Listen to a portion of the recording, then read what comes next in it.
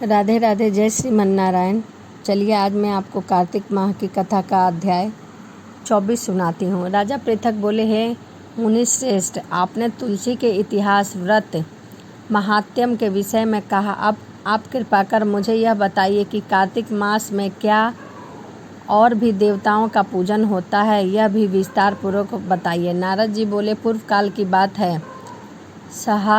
सहरा पर्वत पर करमविकर में धरदंत नामक विख्यात कोई धर्मयज्ञ ब्राह्मण रहते थे। एक दिन कार्तिक मास में भगवान विष्णु के समीप जागरण करने के लिए वे भगवान के मंदिर की ओर चले। उस समय एक पहर रात बाकी थी। भगवान के पूजन की सामग्री साथ लिए जाते हुए ब्राह्मण ने मार्ग में देखा कि एक भयंकर राक्षसी आ रही है। उसका शरीर नंगा और मांस रहित था।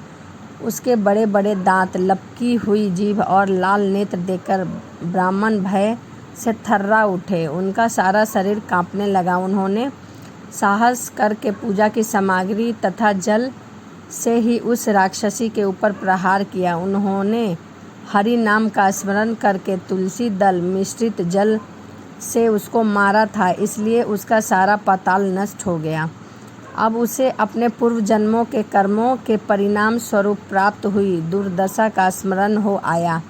उससे ब्राह्मण को दंडवत प्रणाम करके इस प्रकार कहा, ब्राह्मण, मैं पूर्व जन्म के कर्मों के फल से इस दशा को पहुँची हूँ। अब मुझे किस प्रकार उत्तम गति प्राप्त होगी। धर्मदत्त ने उसे इस प्रकार प्रणाम करते देखकर आश्चर्यचकित होते हुए पूछा, किस कर्म के फल से तुम इस दशा को पहुँची हो? कहाँ की रहने वाली हो? तुम्हारा नाम क्या है और आचार व्यवहार कैसा है? ये सारी बातें मुझे बताओ। उस राक्षसी का नाम कलहा था। कलहा बोली, ब्राह्मण, मेरे पूर्व जन्म की बात। सौराष्ट्र नगर में भिक्षु नाम का एक ब्राह्मण रहते थे। मैं उनकी पत्नी थी। मेरा नाम कलहा था और मैं बड़े क्रूर स्वभाव की स्त्री थी। मैंने वचन से भी कभी अपने पति का भला नहीं किया, उन्हें कभी मीठा भोजन नहीं परोसा, सदा अपने स्वामी को धोखा ही देती रही। मुझे कलह विशेष प्रिय था, इसलिए मेरे पति का मन मुझसे सदा उद्धित रहा करता था। अंतो गोत्वा उन्होंने दूसरी स्त्री से विवाह करने का निश्चय कर लिया। तब मैंने विष खाकर अपने प्राण त्याग दिए। फिर यमराज के दूत आए और मुझे बांधकर पीटते हुए यमलोक ले गए। वहाँ यमराज ने मुझे देखकर चित्रगुप्त से पूछा, चित्रगुप्त, देखो तो सही इसने कैसा कर्म किया था। जैसा इसका कर्म हो उसके अनुसार यह शुभ या अशुभ प्राप्त करे। चित्रगुप्त ने कहा, इसका किया हुआ कोई भी शुभ कर्म नहीं है। यह स्वयं मिठाइयाँ उड़ाती थी और अपने स्वामी को उसमें से कुछ भी नहीं देती। इसने सदा अपने स्वामी से द्वेष किया, इसलिए यह चमगादड़ दूरी होकर रहे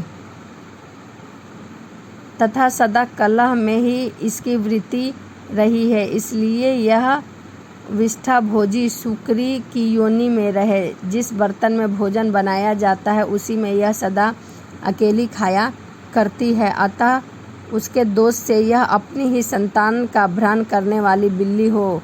इससे अपने पति को निमित्त बनाकर आत्मघात किया है, इसलिए यह अत्यंत निंदनीय स्त्री प्रेत के शरीर में भी कुछ काल तक अकेली ही रहे।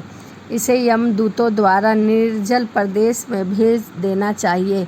वहाँ दीर्घकाल तक यह प्रेत के शरीर में निवास करे। इसके बाद यह पापनी शेष 3 योनि का भी उपभोग करेगी।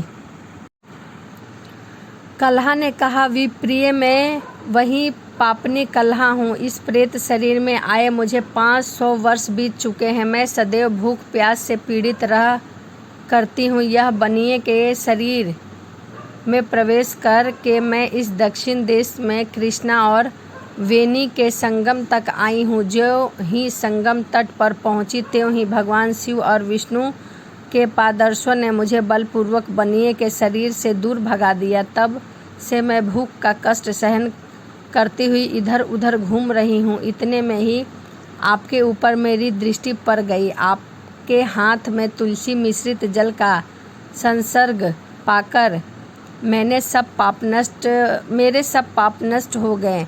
द्विज श्रेष्ठ, अब आप ही कोई उपाय कीजिए, बताइए मेरे इस शरीर से और भविष्य में होने वाली भयंकर 3 योनियों में से किस प्रकार मुक्त होंगी। कल्हा का यह वचन सुनकर धर्मदत्त उसके पिछले कर्मों और वर्तमान अवस्था को देखकर बहुत दुखी हुआ। फिर उसने बहुत सोच विचार करने के बाद कहा, धर्मदैत्य ने जो भी कहा उसका वर्णन आपको 25वें अध्याय में बताऊंगी।